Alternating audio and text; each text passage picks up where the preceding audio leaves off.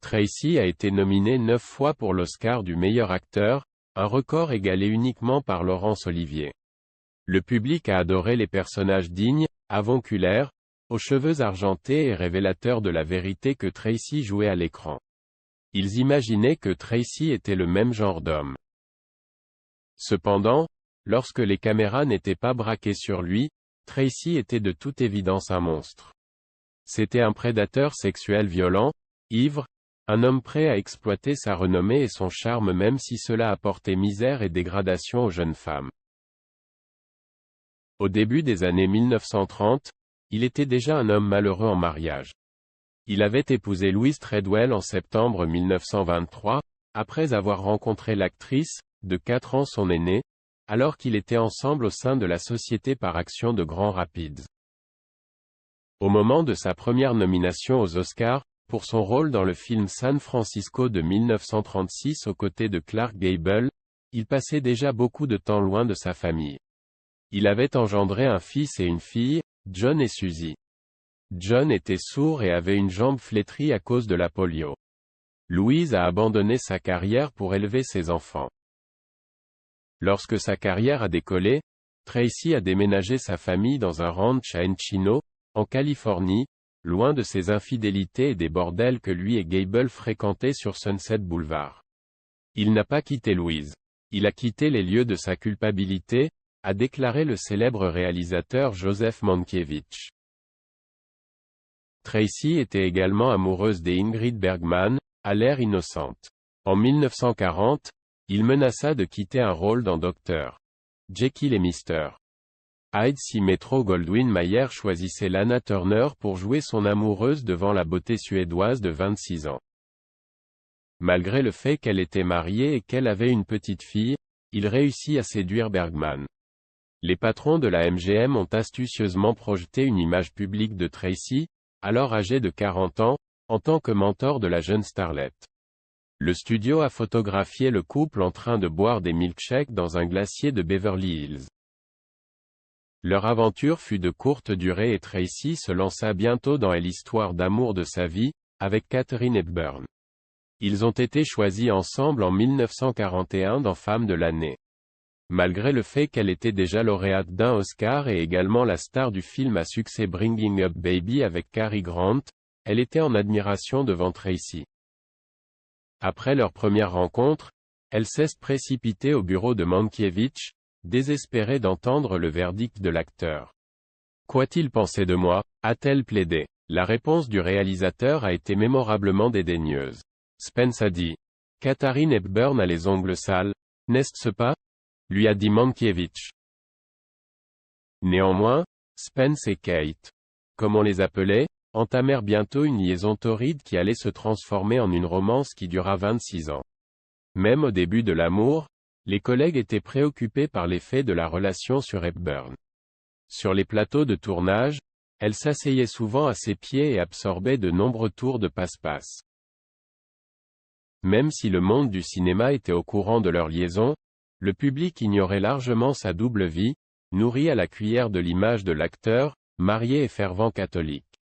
Tracy et Hepburn gardaient des maisons séparées, voyageaient séparément et séjournaient dans des hôtels différents. Même une liaison passionnée avec une actrice célèbre comme Hepburn ne suffisait pas à satisfaire ses appétits. Irene Dunne, qui a joué avec Tracy dans le film A Guy Named Joe de 1943, a rappelé qu'elle le trouvait grossier et brusque, et a admis plus tard qu'il lui avait fait des avances, sans entrer dans les détails. L'historien du cinéma Alan Royle, auteur de Hollywood Warren Hall, a déclaré que pendant les répétitions de A Guy Named Joe, Tracy murmurait des détails graphiques à l'oreille de Dunne sur les choses horribles qu'il lui ferait s'il la retrouvait seule. Dunne, qui a continué à se battre pour les droits contractuels des femmes à Hollywood, s'est plainte du harcèlement auprès du cofondateur de MGM, Louis B. Mayer. Mayer a visité le plateau et a averti Tracy de la laisser tranquille. L'allégation la plus accablante concernant Tracy concerne cependant son comportement prédateur envers l'enfant star Judy Garland. En 1935, l'homme de 36 ans rend visite au prodige de 13 ans, qui vient de signer pour la MGM, sur le tournage d'un court-métrage intitulé La Fiesta de Santa Barbara. Son comportement ressemble à un toilettage classique. Tracy a ensuite commencé à coucher avec Garland alors qu'elle n'avait que 14 ans. Même en tant qu'homme d'âge moyen, Tracy était toujours accro à la poursuite de femmes glamour. Lorsque le service de publicité de la MGM lui a demandé d'enfreindre sa règle et de parler au journaliste de la réalisation du chef-d'œuvre de 1955, Bad Day at Black Rock, Tracy a accepté, mais seulement à la condition qu'il le mette en relation avec Grace Kelly. L'homme de 55 ans l'a mis au lit le soir même. Il devait au patron de la machine publicitaire de la MGM de veiller à ce que son comportement honteux soit étouffé. Ils ont fermé les yeux sur le fait qu'il a continué à coucher avec Garland pendant les 3 années suivantes. Eddie Mannix et Howard Strickling connaissaient tous deux le vilain secret, a ajouté Fleming. Mannix, un ancien videur et ouvrier du bâtiment ayant des relations avec la mafia, a exécuté les ordres de Strickling visant à garder le comportement criminel de Tracy hors de la presse. Dans son livre de 2008 The Fame Formula, How Hollywood's Fixers, Fakers and Star Makers Created the Celebrity Industry, Mark Borkowski a déclaré que Mannix et Strickling étaient tellement préoccupés par l'alcoolisme de l'acteur en 1935 qu'ils ont créé ce qu'on appelle Tracy Squad. Un toute-aile équipe de sécurité composée d'un médecin, d'un chauffeur d'ambulance et de 4 gardiens, qui étaient chargés de suivre Tracy et de nettoyer ses dégâts. Ils payaient les hôteliers après qu'une et Tracy ivre détruisait les chambres, ou réglait les conséquences d'une bagarre lorsque l'acteur belliqueux se disputait dans un bar. Tracy était un être humain horrible. Un vrai méchant ivrogne qui frapperait les fans au visage s'ils demandaient un autographe, a déclaré Fleming. Tracy se déchaînait pendant une semaine, chargeait une caisse de whisky et se buvait jusqu'à la stupeur alors qu'elle était allongée dans le bain des hôtels. Il avait un problème d'alcool, cela ne fait aucun doute, a admis Hepburn. A Scott Berg, qui a écrit la biographie Kate Remembered en 2003, estime que Tracy était « une alcoolique classique » et son amant, un facilitateur classique. À une occasion, au Beverly Hills Hotel, les choses sont devenues violentes. Pendant que Kate essayait de mettre Tracy au lit, il lui a frappé le visage du dos de la main, a écrit Berg. Elle a dit qu'il était tellement ivre qu'elle pensait qu'il ne savait pas qu'il l'avait fait, ni qu'il s'en souviendrait.